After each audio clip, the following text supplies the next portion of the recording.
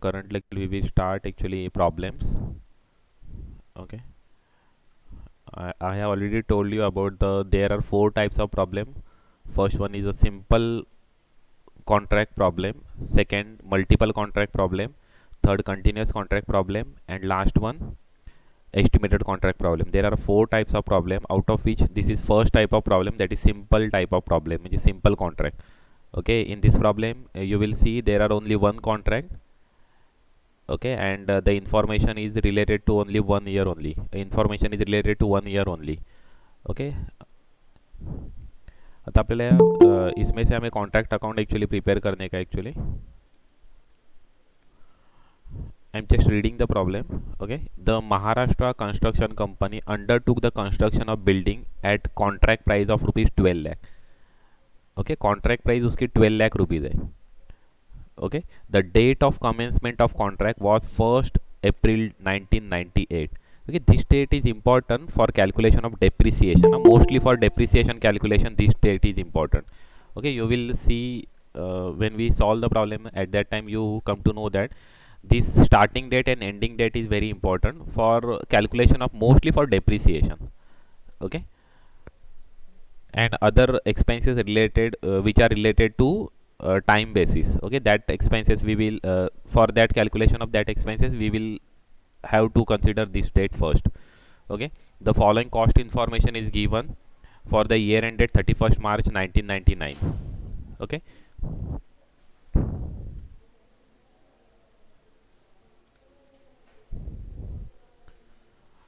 Material send to site. Okay, hey actually ये हम debit side को एक्चुअली ट्रांसफ़र करेंगे. मटेरियल सेंड टू साइड मतलब कॉन्ट्रैक्ट पे एक्चुअली मटेरियल सेंड कर दिया. ओके, तो ये डेबिट साइड का all the expenses we will transfer to the debit side of contract account. Okay, next wages also we will transfer to the debit side of contract account. Next architect fee, that also we will transfer to the contract account debit side. Next office and administrative overhead. Next uncertified work, it is actually part of WIP, work in progress. Okay, we will mention WIP at the beginning of the next year contract, and at the end of the contract we will transfer it to the credit side of contract account. Okay, that by WIP, and we will mention uncertified work rupees 55,000. Okay, then they have provided material at side at the end of the year, it is also the part of WIP, we will mention it the credit side of contract account. Okay, next cash received from the contractee. Okay, this actually this amount is not actually part of contract account, but we will mention it for the we will use it for the preparation of contractee account. Okay, and also we will use it for calculation of work certified, because if you see the problem you will find that they have not provided the work certified. Okay, by using this we will calculate the work certified. Okay, and from that work certified we will able to calculate the percentage of work certified. Okay, तो ये जो cash receipt जो हमें दिया है actually, आप कभी contract account का जब कॉन्ट्रैक्ट अकाउंट जब देखेंगे तो उसमें एक्चुअली कैश रिसीट हम कहाँ पर भी नहीं लिखते. ओके, कभी एक्सट्रैक्ट ऑफ बैलेंस शीट रहेगा तो वो फॉर्मेट में वहाँ पर हम कैश रिसीट हम लेस कर देते हैं, और कॉन्ट्रैक्ट अकाउंट जब हम प्रिपेयर करते हैं तो वहाँ पर कैश रिसीट लगता है. लेकिन कॉन्ट्रैक्ट अकाउंट में जब भी कैश रिसीट नहीं लग रहा है तो भी हमें कैश रिसीट का एक्चुअली यूजफुल है for calculation of work certified. हम वर्क सर्टिफाइड कैलकुलेट करने के लिए हम कैश रिसीट हम यूज़ कर देंगे. ओके, और यहाँ पर उन्होंने ब्रैकेट में मेंशन भी किया हुआ है actually being 90% of work certified. मतलब ये जो प्राइस है 90% ऑफ वर्क सर्टिफाइड है, तो हम डिवाइड बाय 90% कर देंगे तो हमें वर्क सर्टिफाइड का एक्चुअल अमाउंट हमें फाइंड आउट हो जाएगा. ओके, नेक्स्ट दिया हुआ है मटेरियल डिस्ट्रॉयड बाय फायर. अभी देखो कौन से भी मीन से एक्चुअली मटेरियल का भी डिस्ट्रॉयड हो रहा है, मतलब मटेरियल सोल्ड रहेगा, मटेरियल मतलब मटेरियल कम हो रहा है साइड से, तो वो कॉन्ट्रैक्ट के क्रेडिट साइड को आएगा. मटेरियल कौन से भी मीन से कभी कॉन्ट्रैक्ट पे आ रहा है, मतलब रिसीव हुआ है कॉन्ट्रैक्ट साइड पे, तो वो हम डेबिट साइड को मेंशन कर देंगे. ओके, लेकिन कभी मटेरियल कभी जा रहा है कॉन्ट्रैक्ट साइड से तो वो क्रेडिट साइड को मेंशन कर देंगे, कॉन्ट्रैक्ट अकाउंट के क्रेडिट साइड को. तो ये मटेरियल डिस्ट्रॉयड बाय फायर है, तो हमें ये कॉन्ट्रैक्ट अकाउंट के क्रेडिट साइड को हमें मेंशन करने का है. Okay, next plant at cost.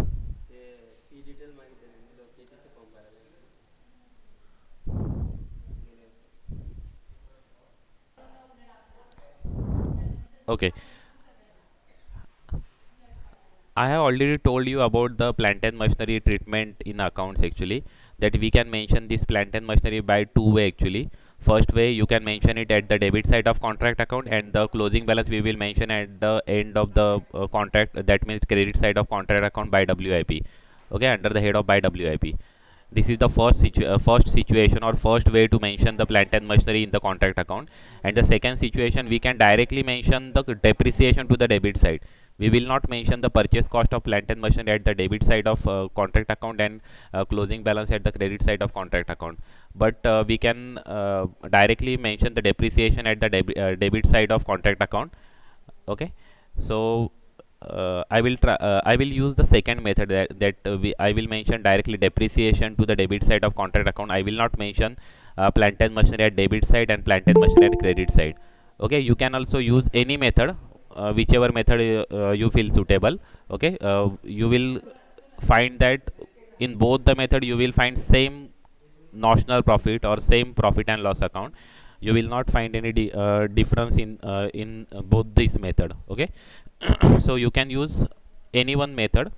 I will follow the depreciation, जो depreciation हम मेथड में जो यूज़ करते हैं, depreciation मेंशन करते हैं, वो वाली मेथड नॉर्मली मैं फॉलो करता हूँ, क्योंकि वो ओपनिंग और क्लोजिंग बैलेंस मेंशन करते समय एक्चुअली कभी गलती हो गई, नहीं गलती मतलब एक्चुअली हम भूल गए, एक्चुअली कभी डेबिट को मेंशन कर दिया, क्रेडिट को मेंशन करने को भूल गए, तो एक्चुअली वो डिफ़िकल्टी होती है। तो इसकी वजह से मैं एक्चुअली प्रेफर करता हूँ कि डेप्रिसिएशन डायरेक्टली डेबिट साइड को मेंशन कर दो। ओके, तो मैं डेप्रिसिएशन वाली मेथड फॉलो कर दूंगा। ओके, और लास्ट में हमें प्रोवाइड किया है सुपरवाइजर सैलरी प्रोवाइड की है 60,000 रुपीज़। तो ये सुपरवाइजर सैलरी एक्सपेंसेस है, तो कॉन्ट्रैक्ट अकाउंट के डेबिट साइड को एक्चुअली मेंशन हो जाएगी। ओके, कॉन्ट्रैक्ट अकाउंट के डेबिट साइड को मेंशन हो जाएगी।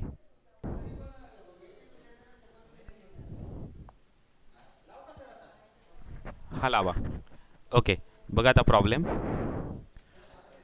ओके, एवढ्याच पर्यंत आहे ॲक्च्युली हा प्रॉब्लेम। आपण कॉन्ट्रॅक्ट अकाउंट आपण प्रिपेअर करूया।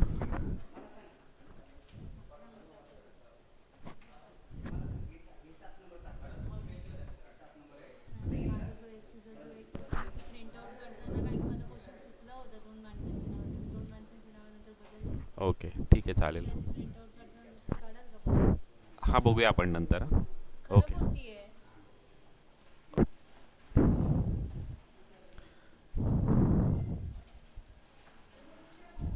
ओके, आवाज येतोय ना तुम्हाला? स्क्रीन विजिबल आहे ना? ओके, आपण कॉन्ट्रॅक्ट अकाउंट आपण प्रिपेअर करणार आहोत। Okay okay, in the books of, what is the name of the party? In the books of Maharashtra Construction Company. Okay, in the books of Maharashtra Construction Company. Okay, contract account.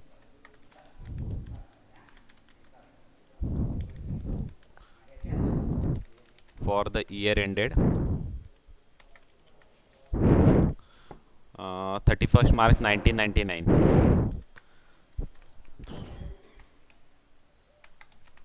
1999.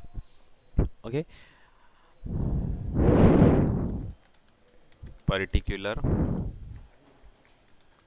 rupees, particular rupees. Okay, inner rupees, outer rupees.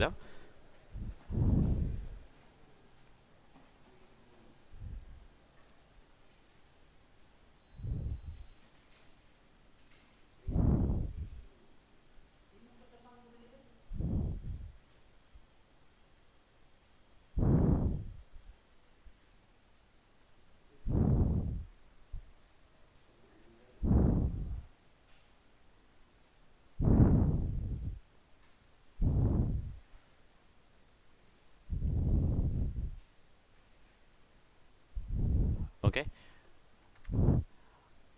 एकदम simple topic आहे actually. सर्व debit साईडला सर्व expenses mention करणार आहोत, आणि credit साईडला work WIP आपल्याला mention करायचं आहे। ओके, आणि ओके, तर स्टार्ट करूया आपण। डेबिट साईडला आपल्या एक्सपेन्सेस मेन्शन करायचं आहे। This is actually simple contract. You will have only 1 year information of only one contract account. Okay, from this information we will prepare only one contract account, and for 1 year only. Okay, that's why it is simple contract account. Okay, you need not mention anywhere that it is a simple contract. Okay, just as per the problem we will consider it as a simple contract account. Okay, आता ही जी contract price आहे ना ती तुम्ही you can mention it in the actually contract here you can separately mention this actually contract price rupees 12 lakh. It is not actually compulsory but you can mention it here, contract price rupees 12 lakh. Okay, now we will start the solving the problem. Material, okay, to material, okay, material amount 3 lakh rupees. Me direct outer कॉलमला mention करतोय 3 lakh rupees. Okay, material 3 lakh rupees. Next, wages, it is also expenses. We will mention it to the debit side of contract account. Wages, there is no any adjustment. I will directly mention it to the outer column 4,40,000. Okay, next, architect fee, it is also expenses. We need to mention it to the debit side of contract account. Architect fee amount directly to the outer column 55,000. Okay, next, office and administrative overhead, it is also expenses. We will mention it to the debit side of contract account. Office and administrative overhead. Okay, office and administrative overhead. Okay, amount 1,51,000. There is no any adjustment, that's why we are directly mentioning it to the debit side of contract account. Next one is uncertified work. It is a part of work in progress. Okay, so at the credit side mention it WIP, work in progress. Okay, under that you can mention work uncertified. Okay, you can directly mention it to the outer column or you can mention it in the inner column, and total of it you can mention it to the outer column. I am directly mentioning it to the outer column 55,000. Okay, uncertified work 55,000. Next, material at site at the end. Okay, this is actually closing WIP, closing material 10,000 rupees. It is also the part of WIP, closing WIP, closing material 10,000 rupees. Okay, next, cash received. Next, cash received, we can use this cash received for the calculation of work certified. Okay, so we can use this for calculation of work certified in the working note, calculation of work certified. Okay, calculation of work certified formula, work certified is equal to cash received divided by percentage of cash received, percentage of cash received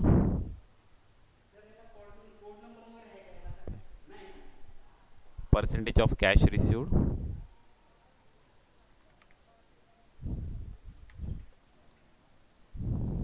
on work certified.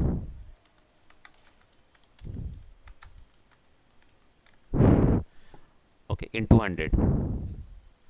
Okay, ये formula हम use कर सकते हैं calculation of work certified के लिए. तो अभी यहाँ पर अभी आंसर फाइंड आउट कर देता हूँ. यहाँ पर आंसर आ जाएगा.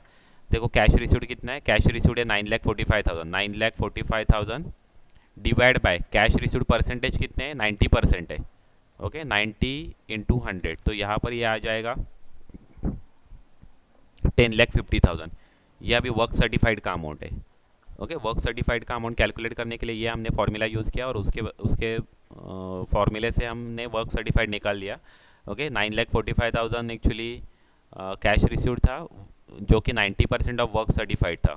ओके, तो उससे हमने निकाल दिया. अभी यहाँ पर हम वेरिफिकेशन करके देख सकते हैं. ये इसका कभी 90% हम निकाल देंगे ना तो हमें पता चलेगा कि कैश रिसीव्ड है, वो कैश रिसीव्ड रहेगा. ये देखो, 9,45,000 कैश रिसीव्ड है.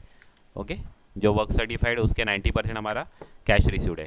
तो अभी वर्क सर्टिफाइड भी पार्ट ऑफ द WIP है, तो यहाँ पर अभी मेंशन कर दूंगा वर्क सर्टिफाइड. ओके, कितना अमाउंट है? 10,50,000. ओके, ये आ गया वर्क सर्टिफाइड. ओके, ये वर्क सर्टिफाइड आ गया। बाद में दिया actually material destroyed by fire. अभी मटेरियल डिस्ट्रॉयड बाय फायर ये भी एक्चुअली पार्ट ऑफ, ये हम क्रेडिट साइड को मेंशन कर देंगे। मटेरियल का भी कौन से भी मीन से एक्चुअली आता है तो हमें वो डेबिट साइड को मेंशन करने का, और मटेरियल कभी कौन से भी मीन से कभी कम हो रहा है तो हमें वो क्रेडिट साइड को मेंशन करना पड़ेगा। ओके, तो अभी ये हम क्रेडिट साइड को मेंशन कर देंगे actually.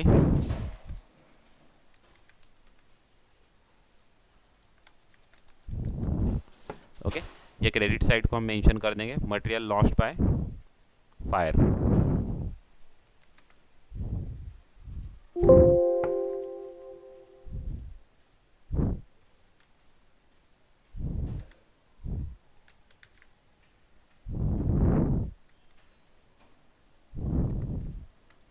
Okay, material lost by, material destroyed by fire, amount 5000 rupees.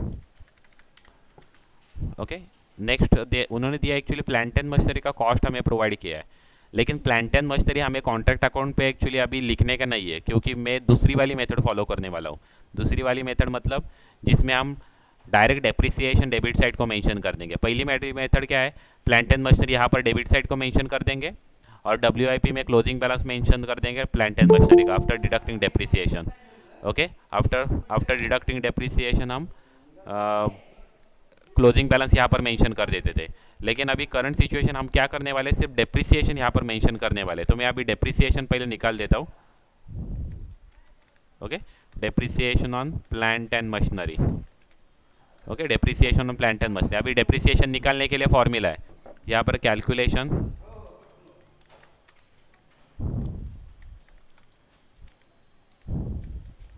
Okay, ये भी वर्किंग नोट हम प्रिपेयर कर देंगे, कैलकुलेशन ऑफ डेप्रिसिएशन। अभी डेप्रिसिएशन का फॉर्मूला क्या है,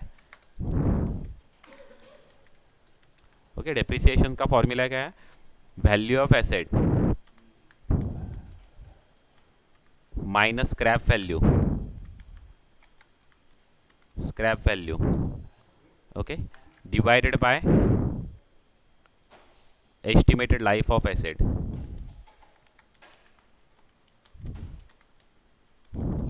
ये हमने 12th स्टैंडर्ड में सीखा था एक्चुअली, ये डेप्रिसिएशन का फॉर्मूला, वही फॉर्मूला हम यहाँ पर भी यूज़ कर देंगे। अभी देखो,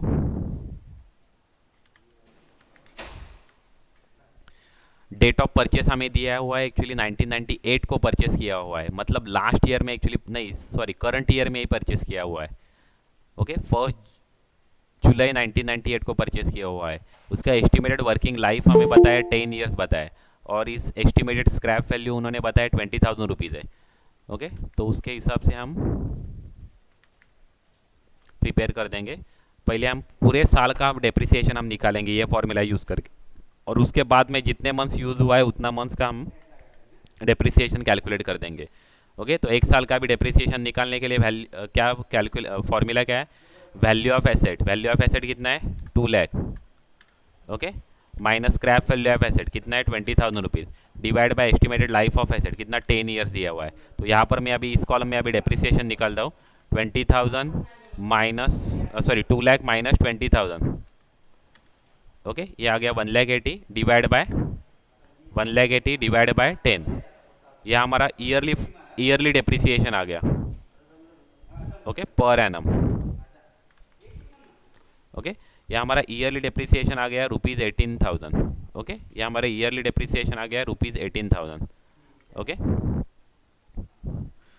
लेकिन अभी ये 18,000 हमने निकाल दिया, लेकिन वो 18,000 अभी इतना हमें चार्ज करने का है क्या, नहीं, क्योंकि हमने परचेस कब किया है, 1 जुलाई को परचेस किया है, और हमारा ईयर एंड क्या है 31 मार्च 1999 हमारे ईयर एंड है। तो मतलब हमारे करंट ईयर में कितने मंथ यूज़ किया है हमने, जुलाई, अगस्त, सितंबर, अक्टूबर, नवंबर, दिसंबर, जनवरी, फरवरी, मार्च, मतलब हमने 9 महीने हमने यूज़ किया ये, 9 मंथ्स हमने यूज़ किया ये। ओके, अप्रैल मई जून ये 3 महीना हमने यूज़ नहीं किया है, तो इसकी वजह से अभी ये जो डेप्रिसिएशन हमने पर एनम निकाला है वो हमें करंट ईयर में कितना यूज़फुल है, कितना होना चाहिए एक्चुअली, डिवाइड बाय 12 इंटू 9, मतलब करंट ईयर का डेप्रिसिएशन कितना है 13,500 रुपीज़। ओके, ये हमारा करंट ईयर का डेप्रिसिएशन है।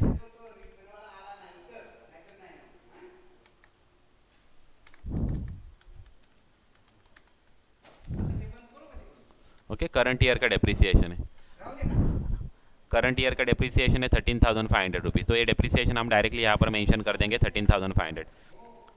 ओके, डेप्रिसिएशन कैसे निकाला, उसमें कुछ प्रॉब्लम है तो पूछो मुझे। एक्चुअली डेप्रिसिएशन समझ में आ गया ना कैसे निकाला है वो। ओके, सिंपल एक फॉर्मूला हमने यूज़ किया है डेप्रिसिएशन निकालने के लिए। क्या, value of asset minus scrap value divide by estimated life of asset. तो वैल्यू ऑफ एसेट हमारा था 2,00,000 रुपीज़, ये वैल्यू ऑफ एसेट है, minus scrap value of asset है 20,000 rupees, and estimated life of asset दिया हुआ है, उन्होंने दिया हुआ है ऑलरेडी प्रॉब्लम में 10 ईयर्स है, तो वो हमने फॉर्मूला में डाल दिया, तो हमें करंट ईयर का डेप्रिसिएशन हमें मिल गया, मतलब ईयरली डेप्रिसिएशन हमें फाइंड आउट हो गया। वो ईयरली डेप्रिसिएशन 18,000 रुपीज़। बट जो हमने प्लान परचेस किया हुआ है 1 जुलाई को, वो हमने सिर्फ करंट ईयर में 9 मंथ्स ही यूज़ किया है। Okay, so we have calculated the depreciation for 9 months and that amount is rupees 13,500. For that we use the formula 18,000 divided by 12 into 9. Okay, from that formula we have calculated current year depreciation, that is rupees 13,500, and we have mentioned this depreciation to the debit side of contract account. Okay, now next, supervisor salary. It is actually last expenses. Supervisor salary, it is also expenses, so we will mention it to the debit side of contract account. Supervisor salary amount rupees 60,000. Okay, now we have actually used all the information and we have entered all the information here. Now we will find out the balancing amount. Okay, and after that we will find out is there any loss or profit. Okay, balancing amount पहला actually find out करके लेते हैं.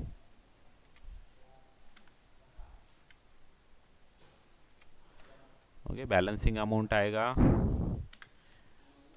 11,20,000।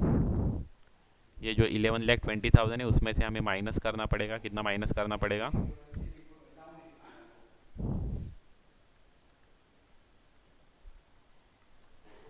उसमें से हमें minus करना पड़ेगा 10,19,000।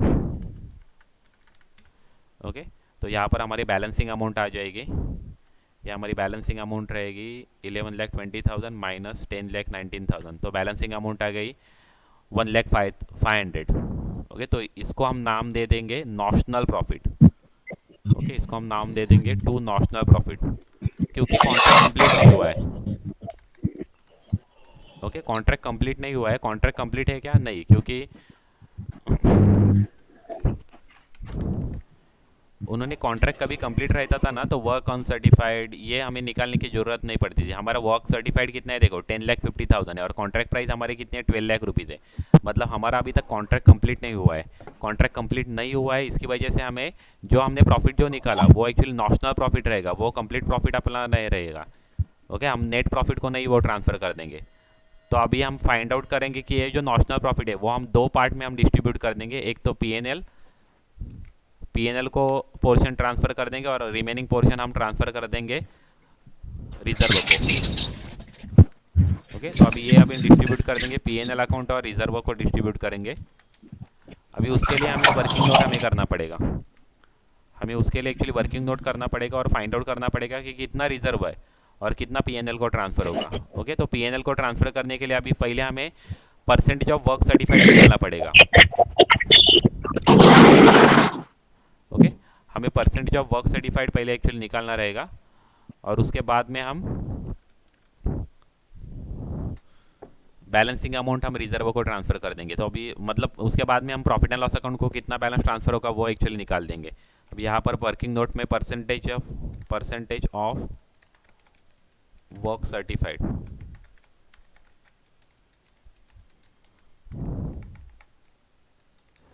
Percentage of work certified उसका फॉर्मूला है, क्या फॉर्मूला हम यूज़ करेंगे, percentage of work certified is equal to work certified divide by contract price into 100। Work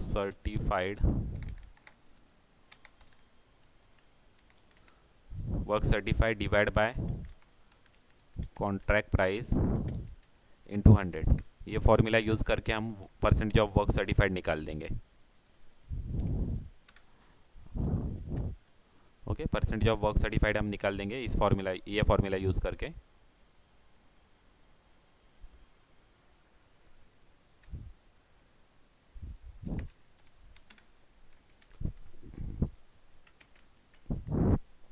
okay, तो वर्क सर्टिफाइड हमने ऑलरेडी निकाला हुआ है, कितना है 10,50,000 वर्क सर्टिफाइड है, तो यहाँ पर मैं लिख देता हूँ 10,50,000। ओके, कॉन्ट्रैक्ट प्राइस कितनी है ये नीचे लिख देता हूँ, कॉन्ट्रैक्ट प्राइस है 12 लाख रुपीज़ और इंटू 100 हो जाएगा। ओके, इंटू 100, तो ये फॉर्मूला यूज़ करके मैं यहाँ पर actually percentage of work certified हमें निकाल देता हूँ, 10,50,000 डिवाइड बाय 12 लाख इंटू 100। ये फॉर्मूला यूज़ करके हमारा परसेंटेज ऑफ वर्क सर्टिफाइड आ रहा है 87.50। ओके, तो ये अभी मोर देन 50% है, मोर देन 50% है, तो हमें कितना प्रॉफिट हमें ट्रांसफ़र करना पड़ेगा पीएनएल अकाउंट को। तो हमने रूल देखा था एक्चुअली, रूल क्या है एक्चुअली पीएनएल अकाउंट को ट्रांसफ़र करने के लिए, कभी लॉस रहेगा तो 100% लॉस हमारा ट्रांसफ़र हो जाएगा पीएनएल अकाउंट को, ये पहली चीज़, ये रूल में पहला। सेकंड है उसमें कभी प्रॉफिट रहेगा तो उसमें एक्चुअली स्लैब दिया हुआ है, प्रॉफिट रहेगा, कभी वर्क सर्टिफाइड लेस देन 25% है तो 100% जो प्रॉफिट रहेगा वो रिजर्व को ट्रांसफ़र होगा, 25% to more than 25% to 25% to 49.99% रहेगा, तो हमारा 1/3 जो नॉशनल प्रॉफिट है वो रिजर्व को ट्रांसफर, वो पीएनएल को ट्रांसफ़र होगा। और कभी वर्क सर्टिफाइड मोर देन 50% रहेगा तो हमारा जो प्रॉफिट है वो 2/3 पीएनएल को ट्रांसफ़र होगा। तो अभी ये मोर देन 50% है तो हमारा प्रॉफिट अभी कितना ट्रांसफ़र होगा, profit transfer to PNL account. Okay, उसके लिए अभी फॉर्मूला यूज़ होगा, 1/3 वाला फॉर्मूला यूज़ होगा। ओके, 1/3 वाला फॉर्मूला यूज़ होगा, तो profit is equal to 1 divide by 3 into notional profit into cash received divide by work certified.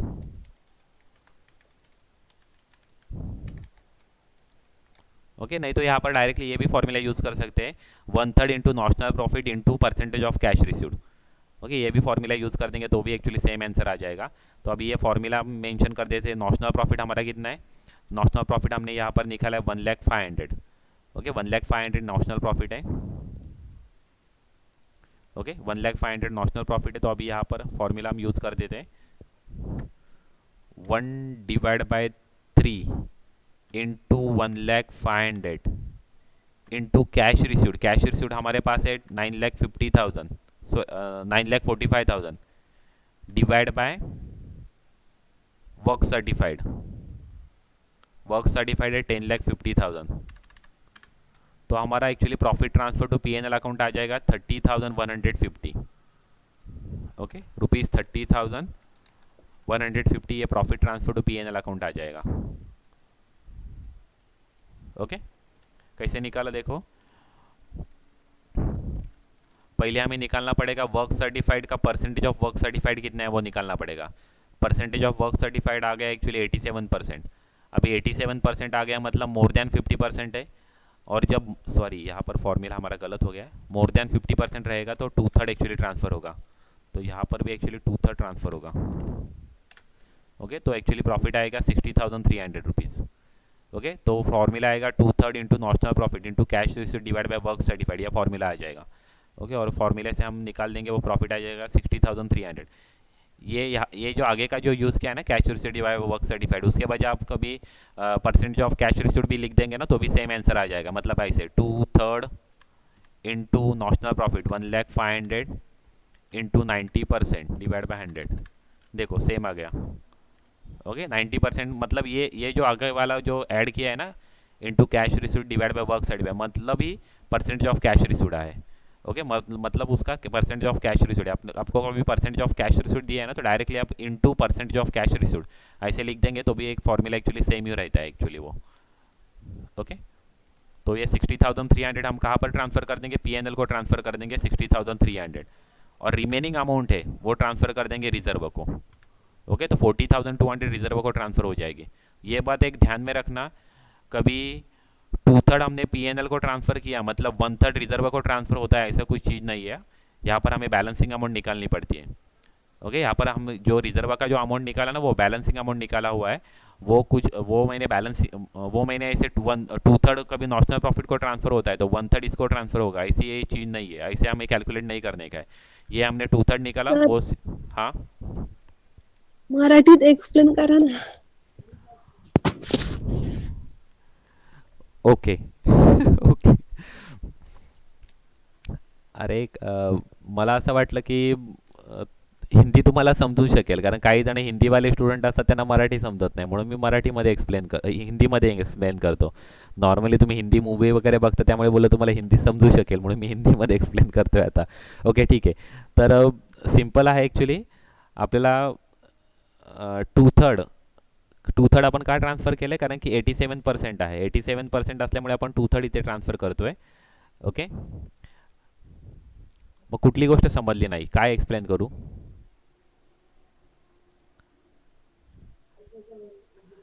Basic H. Basic concept तर समजले ना तुम्हाला? मी काय हो. सांगितलं ते पहिल्यांदा समजले ना, की आता हे जे ट्रान्सफर केले ना आपण, ते ॲक्च्युली कधी लॉस असेल तर 100% आपल्याला लॉस आपल्याला पी एन एलला ट्रान्सफर करायची, ही पहिली गोष्ट. हा जो आपण नॉशनल प्रॉफिट जो कॅल्क्युलेट केला, तो कधी लॉस असेल तर 100% आपण लॉस आपण पी एन एलला आपण ट्रान्सफर करतो. ओके. दुसरी सिच्युएशन, कधी प्रॉफिट असेल, हे सर्व इनकम्प्लीट कॉन्ट्रॅक्टचं सांगतोय. कधी कंप्लीट कॉन्ट्रॅक्ट असेल तो पी एन एललाच ट्रान्सफर होणार, लॉस असेल तो पण पी एन एल आणि प्रॉफिट असेल तो सुद्धा पी एन एल. पण आपला हा जो कॉन्ट्रॅक्ट आहे आपला कंप्लीट झाला आहे का? 12 लाखाची कॉन्ट्रॅक्ट प्राईस होती आणि 10,50,000 वर्क सर्टिफाईड आहे, म्हणजे आपला कॉन्ट्रॅक्ट आपला कंप्लीट झालेला नाही आहे.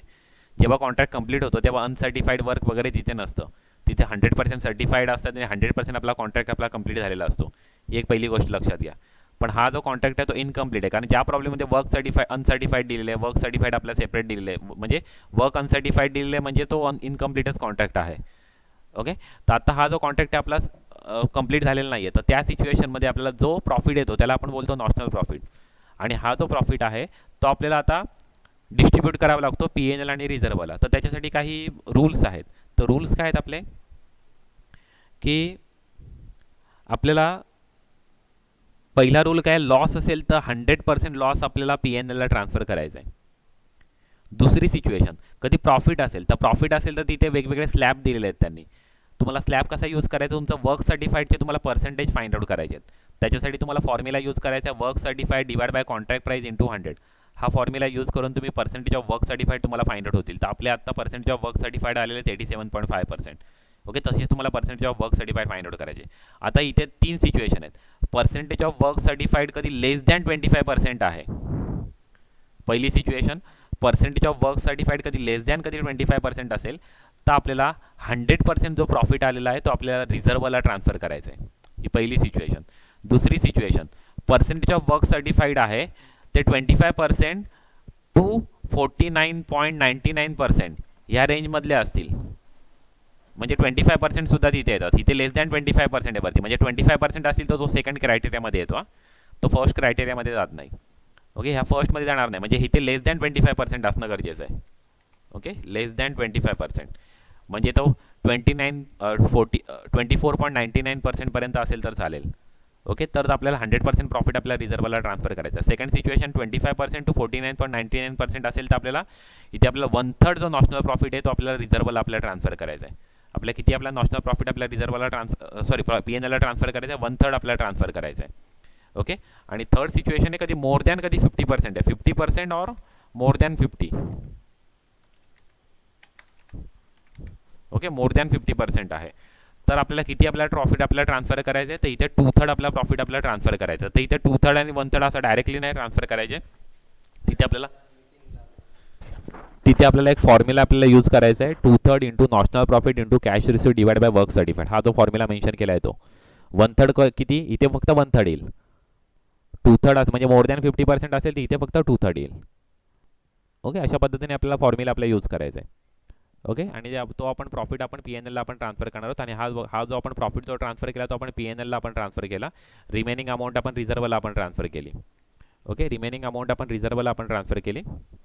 रिमेनिंग म्हणजे बॅलन्सिंग अमाऊंट इथे फाइंड आउट केली. 1,500,000 मायनस 60,300 इज इक्वल टू 40,200 आपली आली. ती आपण बॅलन्स शीटला आपण इथे आपण रिझर्वला आपण ट्रान्सफर केली. ओके. इथे आपला प्रॉब्लेम ॲक्च्युली कंप्लीट झालेला आहे. ओके. एकदम सिंपल कॉन्ट्रॅक्ट होता. सिंपल कॉन्ट्रॅक्टमध्ये सर्व एक्सपेन्सेस आपण डेबिट साईडला, WIP आपण क्रेडिट साईडला मेन्शन करतो. इतर जे क्रेडिट साईडचे काही आयटम्स येतात म्हणजे material lost by fire, material sold वगैरे जे असेल ते आपल्या क्रेडिट साईडला ॲक्च्युली मेन्शन होतं. ओके. आणि बॅलन्सिंग अमाऊंट आपली फाइंड आउट होईल. कधी इनकम्प्लीट कॉन्ट्रॅक्ट असेल तर इथे आपल्याला नॉशनल प्रॉफिट फाइंड आउट होईल. नॉशनल प्रॉफिट फाइंड आउट झाला तर P&L आणि रिझर्व या दोन पार्टमध्ये आपल्याला डिस्ट्रीब्यूट करावं लागतं. त्याच्यासाठी रूल्स आहेत. लॉस असेल तर सर्व P&Lला ट्रान्सफर होईल. प्रॉफिट असेल तर तो less than 25% work certified percentage of work certified असेल तर सर्वच्या सर्व रिझर्वला ट्रान्सफर होईल. 25% टू 50% असेल तर 1/3 P&Lला ट्रान्सफर होईल. रिमेनिंग रिझर्वला ट्रान्सफर होईल. आणि मोर दॅन 50% कधी work certified percentage of work certified असेल तर 2/3 P&Lला ट्रान्सफर होईल. रिमेनिंग रिझर्वला ट्रान्सफर होईल. आता आपली थर्डवाली केस होती म्हणजे 2/3 आपण P&Lला आपण इथे ट्रान्सफर केलेला आहे. ओके, तर इथे आपला प्रॉब्लेम इथे आपला कंप्लीट झालेला आहे.